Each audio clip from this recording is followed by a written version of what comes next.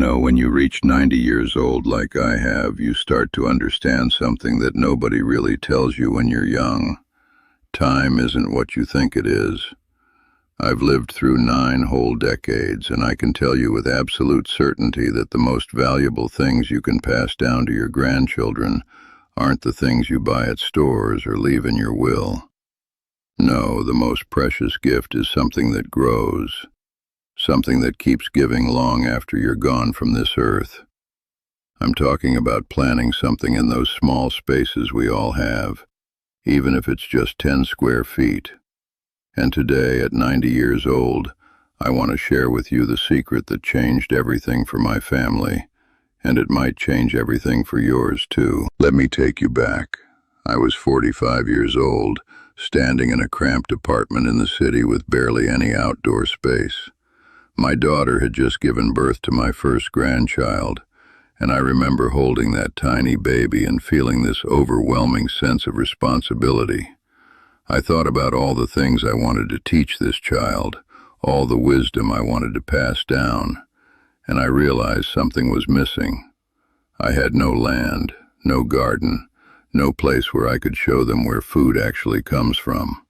I had no way to connect them to nature, to the earth, to something real and living and growing. My father, God rest his soul, he was a farmer. He taught me when I was just a boy that the earth has memory, and the things we plant stay alive in ways we don't always understand.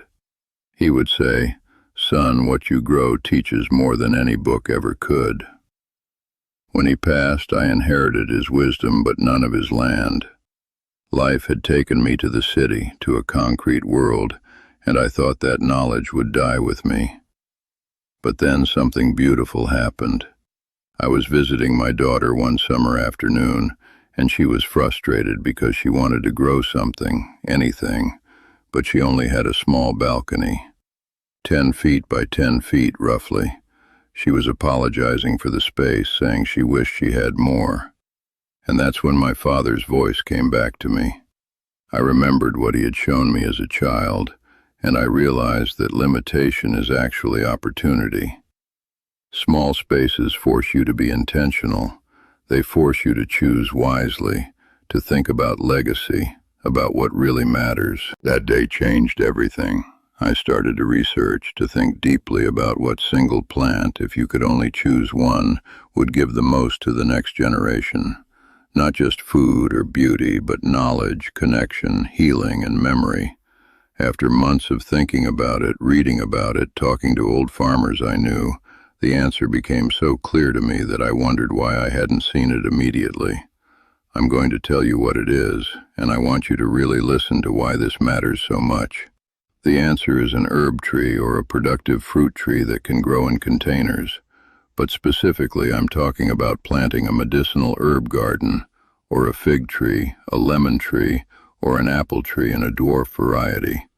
But more than that, I'm talking about planting something that teaches healing. After 90 years of living, I've learned that modern medicine is wonderful and important, but there's something sacred about knowing how to heal yourself and your family with things that grow from the earth. Every single culture, every civilization that has survived has had plant wisdom. They knew which leaves would bring down a fever, which roots would ease a cough, which flowers would calm a restless mind. This knowledge is disappearing, and that's heartbreaking to me. So in that 10 square feet on my daughter's balcony, we planted a medicinal herb garden. We started with basil, mint, chamomile, thyme, and a small lemon tree in a pot. I taught my grandson, when he was old enough to understand, that these plants were his teachers.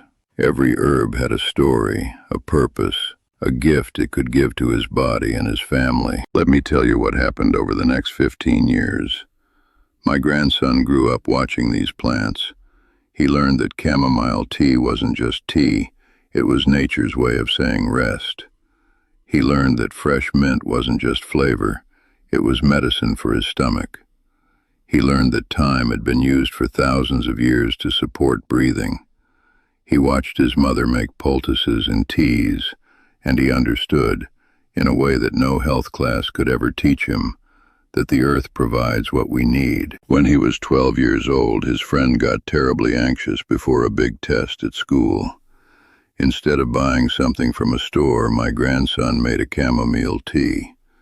He said to his friend, "My great-grandfather taught me this." That single act of sharing created a ripple. That friend's parents wanted to know where this came from, and suddenly that boy was teaching other families about herbs. One small garden in 10 square feet created a wave of healing knowledge that spread through an entire community. But here's what I want you to understand, and this is the part that makes me cry when I think about it. This isn't really about the plants themselves. It's about what the plants represent. When you plant something, even in a tiny space, you are making a promise to the future. You are saying, "I believe there will be tomorrow. I believe my grandchildren matter. I believe that what I do today will echo forward." In my 90 years, I've seen people get stuck in hopelessness. They think their space is too small, their resources too limited, their circumstances too difficult to make any real difference. But I'm here to tell you that's a lie. Some of the most powerful things grow in the smallest spaces. Think about a seed.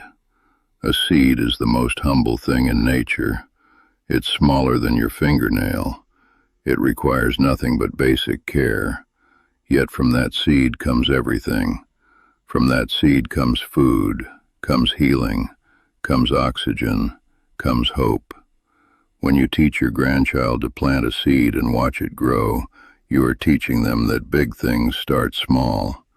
You are teaching them that their own potential is infinite.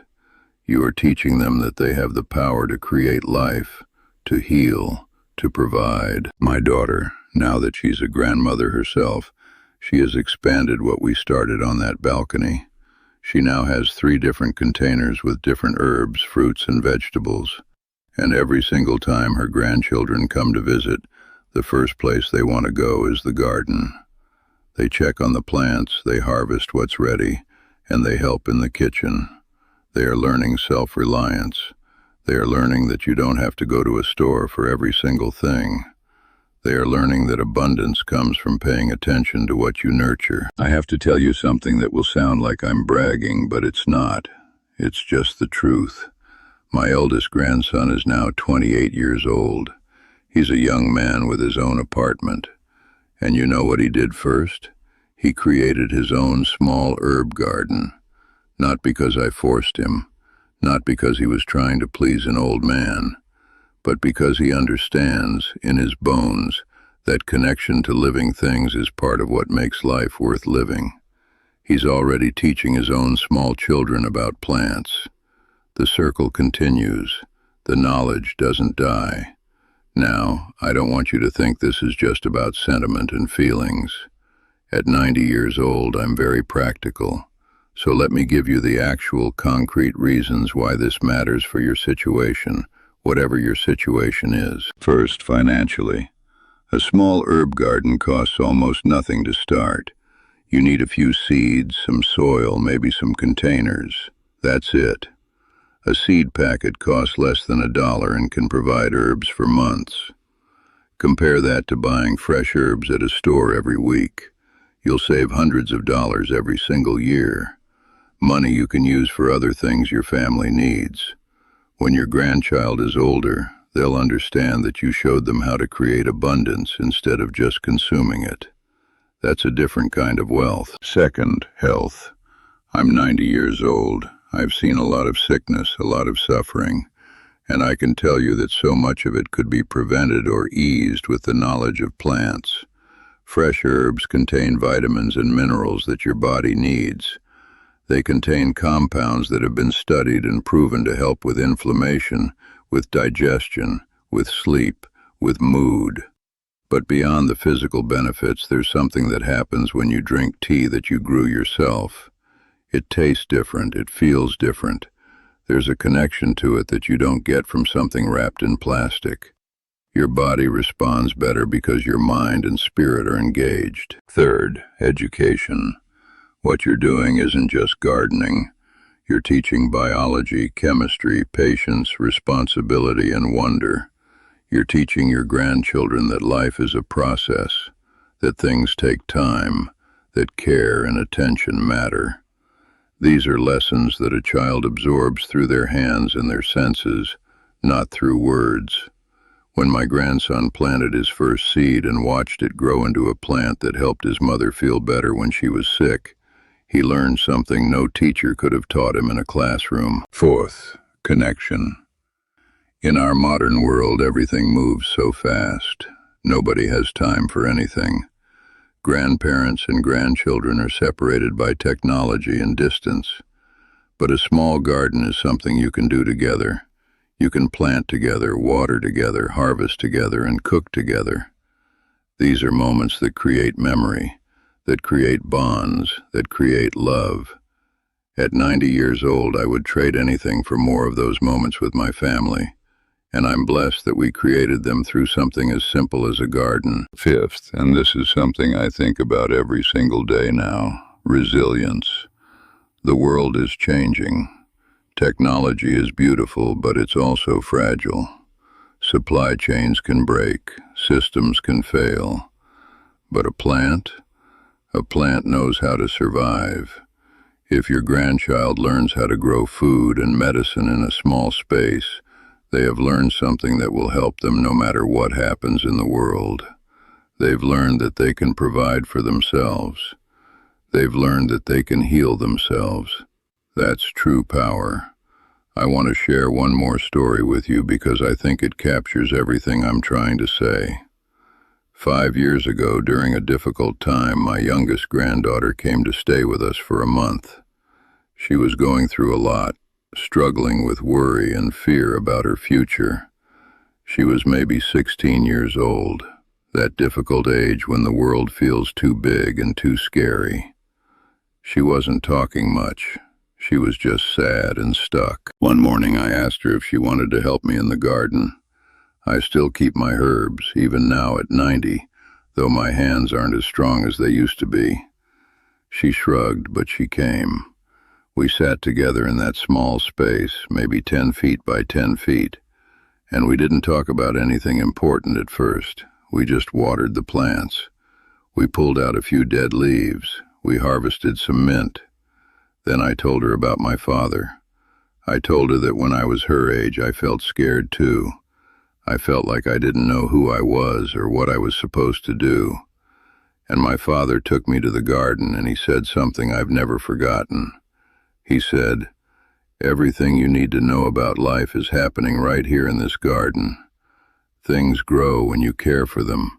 Things die when you neglect them. Some things take longer than you expect. Some things come quicker than you hope, but everything has its season and its purpose and its time." My granddaughter cried then. She said, "I don't know my season yet. I don't know what my purpose is." And I told her, "You don't have to know yet. You just have to keep growing. You just have to let people care for you while you figure it out. And you have to care for other things so you remember that you have value, that you have something to give." We made tea that day with herbs from the garden. We sat together quietly and drank it. She started coming to the garden every morning after that. By the end of the month, she had learned the name of every plant, and she had started writing down the uses for each one in a little notebook. When she left, I gave her seeds in small pots. Now, 3 years later, she has her own little garden in her apartment, and she's studying to be a naturopath. She's going to help heal people using the knowledge of plants. All of that started with 10 square feet and an old man sharing what his father taught him. This is what I mean about legacy. This is what I mean about planting something for your grandchildren. It's not just about the physical plant or the herb or the fruit. It's about the knowledge, the connection, the belief that we are part of something bigger than ourselves, and that what we do matters.